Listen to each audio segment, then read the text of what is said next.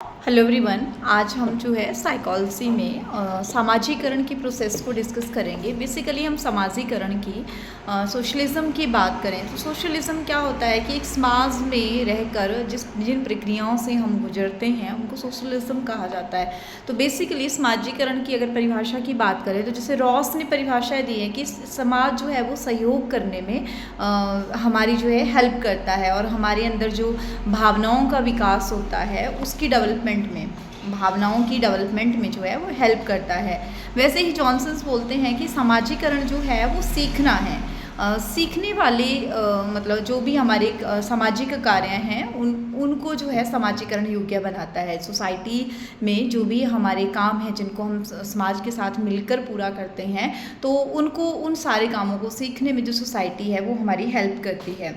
समाजीकरण की विशेषताओं की अगर बात करें तो जो समाजीकरण है वो एक फर्स्ट स्टेप है सामाजिक रिएक्शन के लिए। हम कैसे सोसाइटी में रहते हैं, ठीक है, और समाज के लिए हमारा किस तरह का रिएक्शन रहेगा उसके लिए जो है फर्स्ट स्टेप है। और बेसिकली सोसाइटी में रह के हम बहुत सी चीज़ें सीखते हैं, तो ये जो है एक सीखने की प्रक्रिया भी है। साथ ही साथ सोसाइटी जो है उसमें सोशलिज्म की अगर बात करें तो सोसाइटी में हम अपने विचारों का आदान प्रदान भी करते हैं और समाज में ही हमें प्रतिस्पर्धा, स्नेह और जो सहानुभूति होती है ना, सामाजिक व्यवहार जैसी चीज़ें जो है वो सीखने को मिलती है और इन्हीं सभी चीज़ों का जो है वो विकास भी हमारा होता है समाज में रह के ही। तो समाज में हम जो है इंडिविजुअली तो हम कुछ भी नहीं सीखते, ग्रुप्स में हम बहुत सारी चीज़ें सीख सकते हैं।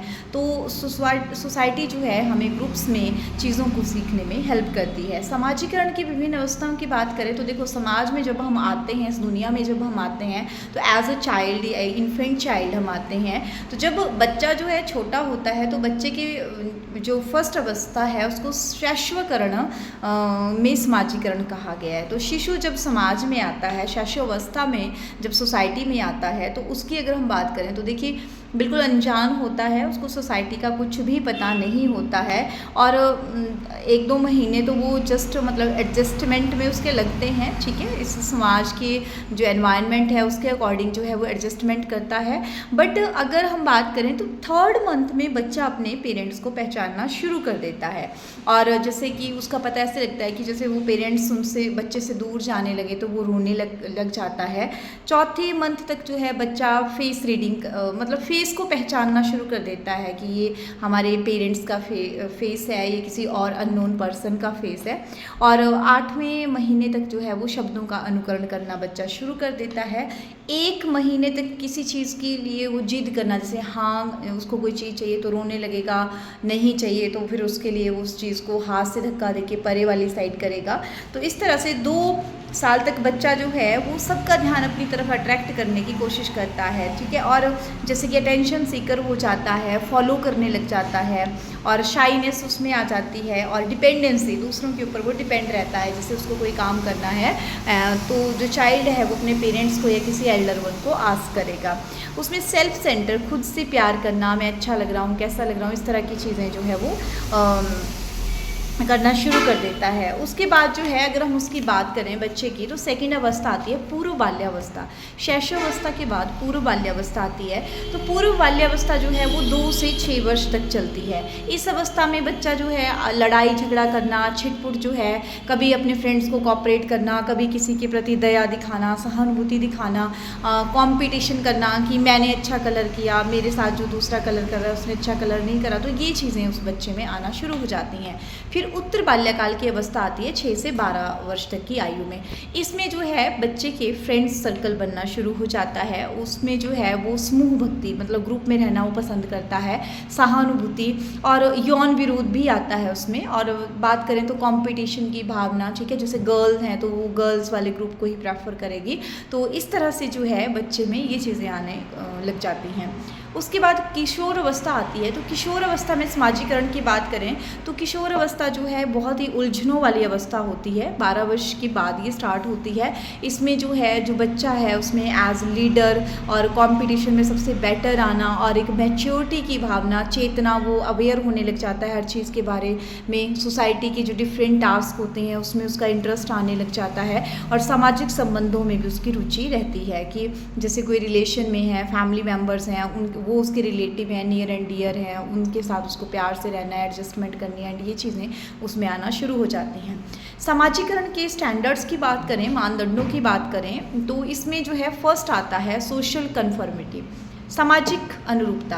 तो पहला स्टैंडर्ड यही है कि if we want to stay in a society with peaceful manner then we have to adopt all the standard which are going in the society. Society में जो भी बातें हैं उनको हम फॉलो करेंगे, then we are a good citizen of that particular society.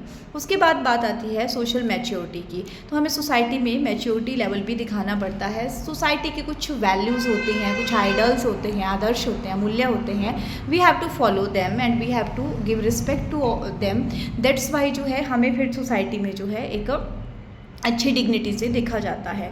उसके बाद social adjustment, somehow society के जो कल्चर हैं, रिचुअल्स हैं, हाँ एज के हिसाब से जैसे हमें चेंजेस आते रहते हैं, हम अभी मैच्योर नहीं होते हैं तो वो रिचुअल्स हमें पसंद नहीं आते हैं, तो उसमें क्या है कि we have to adjust with that, है ना, हमें एडजस्टमेंट करने की कोशिश करनी है। तो जैसे कि क्रोध आ गया, भय हो गया, गुस्सा आ गया, तो उन चीज़ों को हमें एडजस्ट करने की कोशिश करनी है ताकि इनकी वजह से सोसाइटी को कोई हार्म ना हो।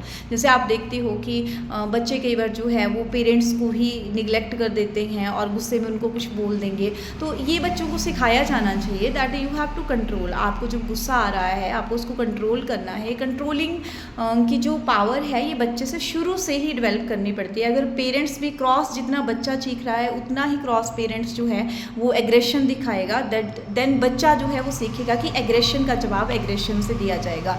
लेकिन अगर कूल एंड काम कंडीशन से जो है परिस्थिति को हैंडल किया जाए तो हम जो है बच्चे में, सोसाइटी में जो है in the situation of anger and other जो है डिफ़िकल्ट सिचुएशन में हम जो है बच्चे को एडजस्ट करना सिखा सकते हैं।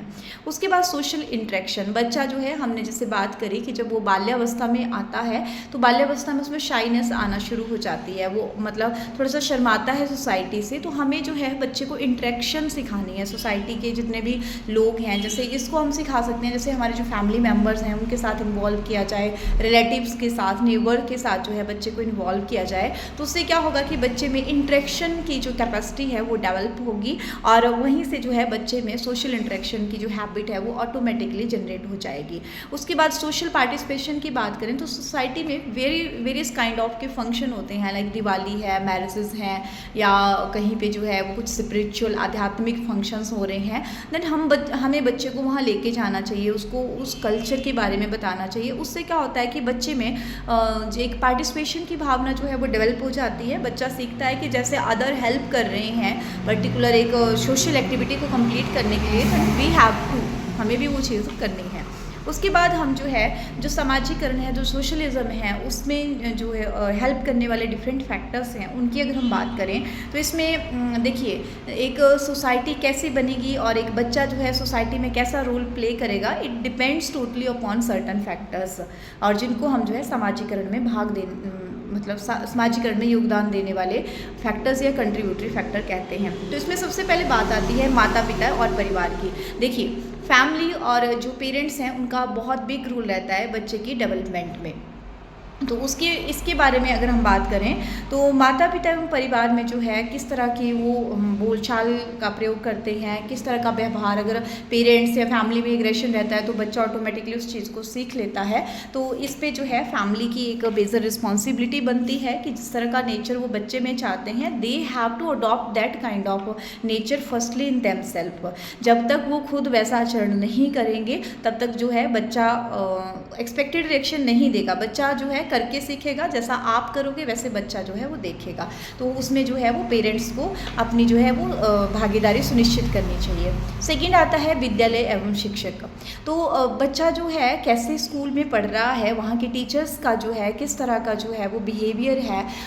टीचर्स का बिहेवियर तो अच्छा ही रहता है, मतलब एक चीज़ ये रहती है कि टीचर जो है वो कितने मतलब एक तरह से कितनी अपनी ईगरनेस, उत्सुकता दिखाते हैं बच्चे को जो है वो नई नई चीज़ें सिखाने में। कुछ स्कूलों में क्या होता है कि एक्टिविटी के थ्रू ही सिखाया जाता है, तो बच्चा जल्दी सीख लेता है, चीज़ें कैप्चर कर लेता है। थियोरेटिकल जो मेथड्स हैं उनको बच्चा जो है वो जल्दी मतलब ग्रैप नहीं कर पाता है। तो इसमें जो है ये चीज़, स्कूलिंग कैसी है उसकी, ये चीज़ भी बहुत रोल जो है वो प्ले करती है कि बच्चे के सामाजिक विकास में। जैसे बच्चे का जो साइंस है, मैथ है, अगर उसको लॉजिकल तरीके से एक्टिविटीज़ के थ्रू बताया जाए तो बच्चा उसमें जो है बहुत आगे